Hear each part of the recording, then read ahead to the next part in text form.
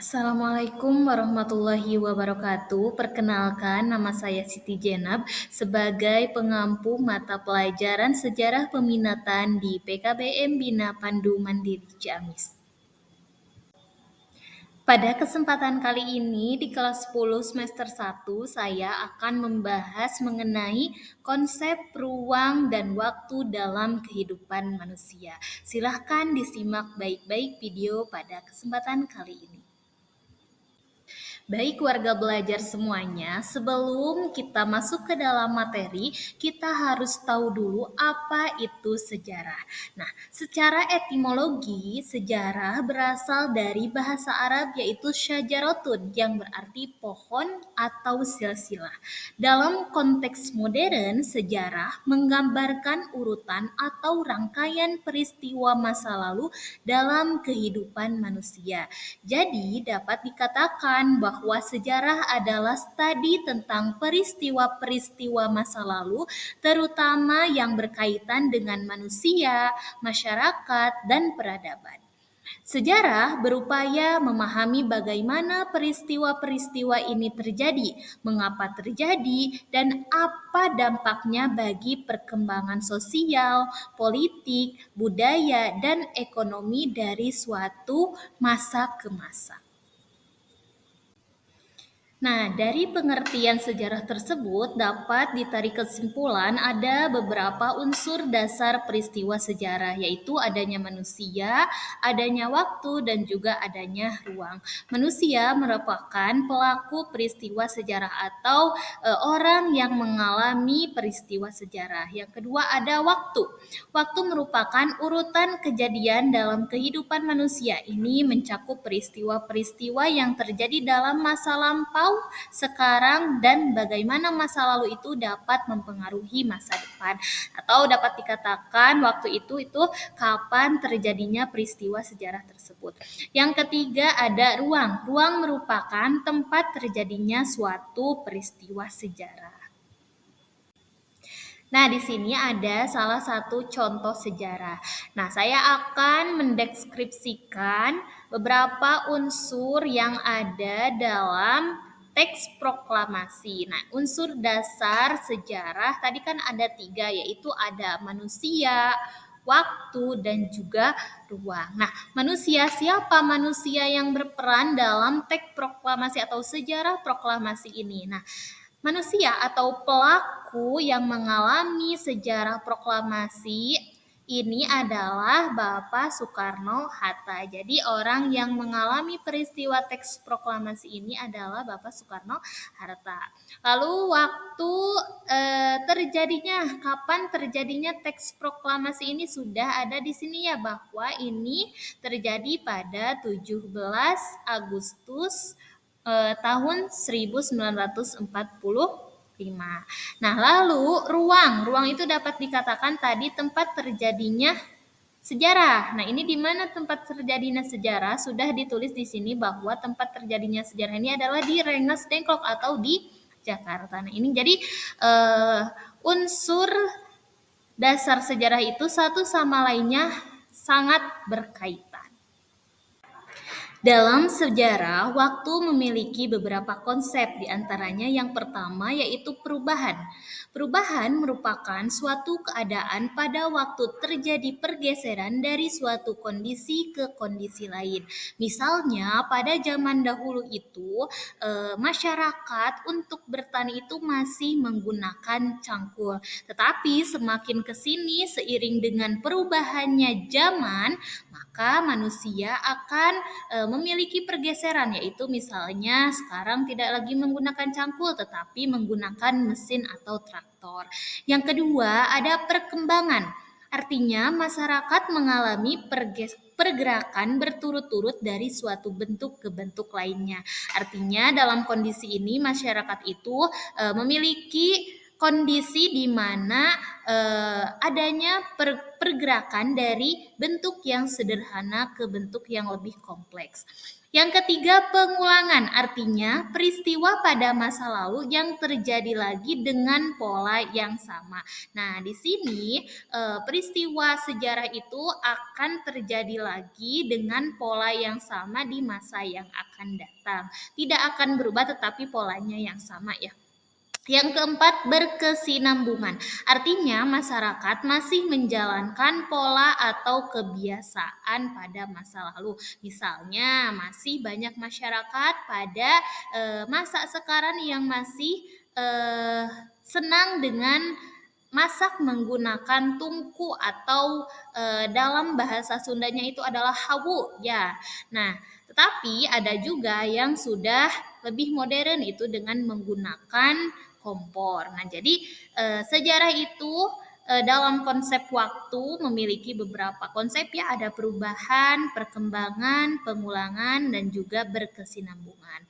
Nah, waktu itu berjalan secara garis lurus. Waktu akan terus berjalan dari sekarang hingga nanti ke masa depan. Sehingga pada sejarah itu memiliki pembagian waktu, ada yang disebut dengan periode, zaman, babakan, atau masa. Sehingga pada hal ini dalam sebuah sejarah itu dibutuhkan periodisasi atau pembabakan masa. Yang selanjutnya, manusia sebagai pelaku sejarah. Manusia terbagi menjadi dua, ada manusia sebagai objek sejarah dan manusia sebagai subjek sejarah. Manusia sebagai objek sejarah merupakan sejarah hanya bercerita tentang manusia dalam ruang dan waktu tertentu. Jadi, manusia itu tidak selalu ada dalam sejarah, tetapi ada waktu dan ruangnya tertentu. Objek sejarah menunjukkan bentuk perubahan aktivitas dalam dimensi waktu. Jadi manusia itu akan menentukan perubahan dan aktivitas dalam sebuah dimensi waktu. Yang kedua, manusia sebagai subjek sejarah. Di sini manusia berperan sebagai pelaku sejarah atau orang yang mengalami peristiwa sejarah. Sehingga pelaku sejarah merupakan orang yang terlibat secara langsung dalam peristiwa sejarah. Yang mana kisah kehidupan manusia pada masa lalu itu dibuat oleh manusia atau dibuat oleh sejarawan yang ingin meneliti bagaimana kehidupan manusia pada masa lalu atau peristiwa apa yang sudah terjadi di masa lalu. Kehidupan manusia dalam perubahan dan berkelanjutan.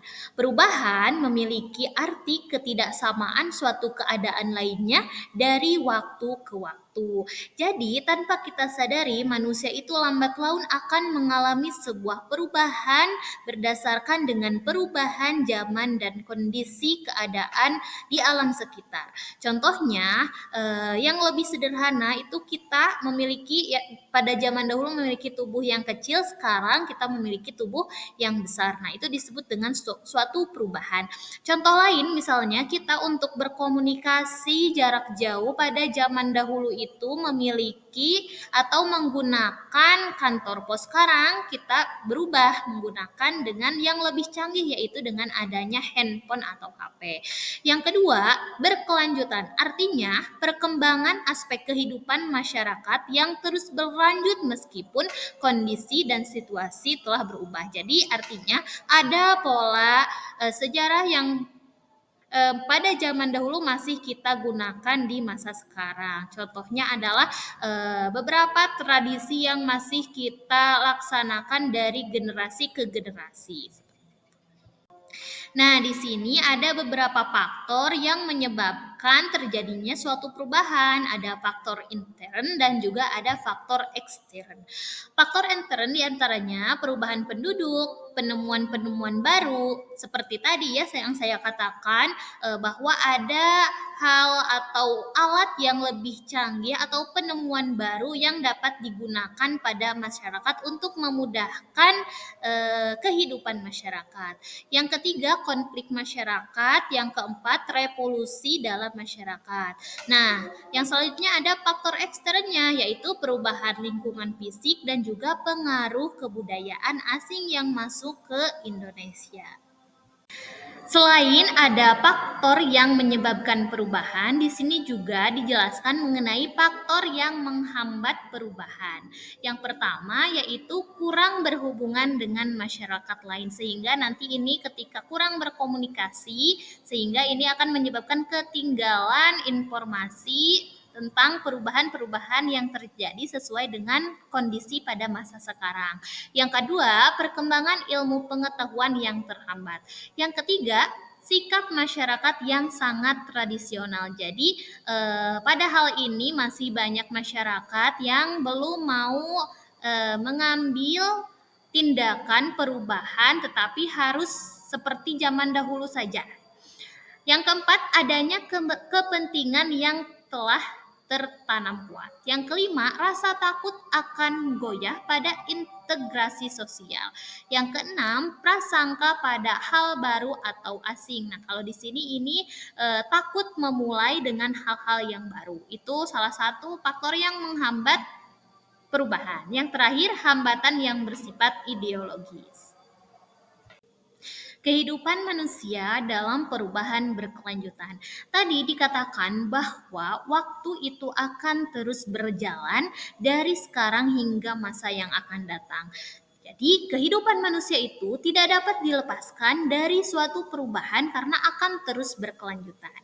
Perubahan yang terjadi pada masa kini berkaitan dengan perubahan masa lalu dan juga masa depan. Perubahan memiliki keterkaitan dengan berkelanjutan, yaitu perubahan tersebut tidak terhenti pada satu titik, tapi akan terus berlanjut ke tahap lainnya. Contohnya di sini pada unsur kebudayaan, kesenian, ilmu pengetahuan, teknologi, organisasi sosial itu pastinya akan terus berubah, tetapi masih ada yang dipertahankan seperti itu. Pembahasan terakhir yaitu membahas mengenai diakronik dan sinkronik dalam sejarah. Diakronik memiliki arti waktu. Diakronik berasal dari bahasa Latin yang memiliki dia artinya melalui dan kronik artinya waktu. Jadi diakronik artinya ilmu yang memanjang dalam waktu tetapi terbatas dalam ruang. Nah, jadi diakronik itu membahas mengenai sekitar waktu tetapi terbatas dalam ruang. Sedangkan kalau sinkronik memiliki arti ruang, berasal dari bahasa Yunani yaitu sinkronus, terjadi secara bersamaan. Artinya ilmu yang memanjang dalam ruang tetapi tidak terbatas dalam waktu.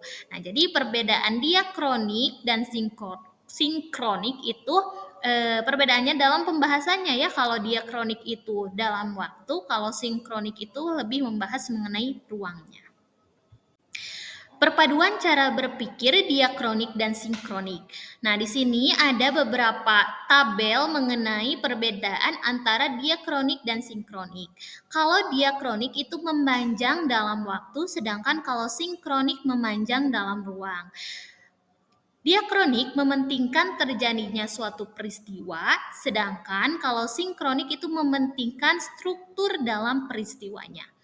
Yang terakhir, cara berpikir khas sejarah itu merupakan pengertian dari diakronik, sedangkan kalau sinkronik cara berpikir khas ilmu-ilmu sosial. Nah, ini beberapa ilmu yang digunakan oleh sejarawan dalam menganalisis mengenai sejarah yang dianalisisnya. Penggabungan cara berpikir sinkronik dan diakronik menghasilkan pemahaman tidak hanya tentang apa yang terjadi, tetapi mengapa suatu itu dapat terjadi juga. Tidak hanya menjelaskan keterkaitan antara bagian, tetapi urutan kronologis dan dinamis dalam kurun waktu yang tertentu. Sekian materi yang dapat saya sampaikan pada pertemuan kali ini. Baik, warga belajar semuanya, sebelum saya akhiri, saya mengingatkan kepada semuanya untuk mengerjakan penilaian dalam pembelajaran daring. Ya, selain menonton video, jangan lupa juga untuk mengerjakan penilaiannya. Wassalamualaikum warahmatullahi wabarakatuh.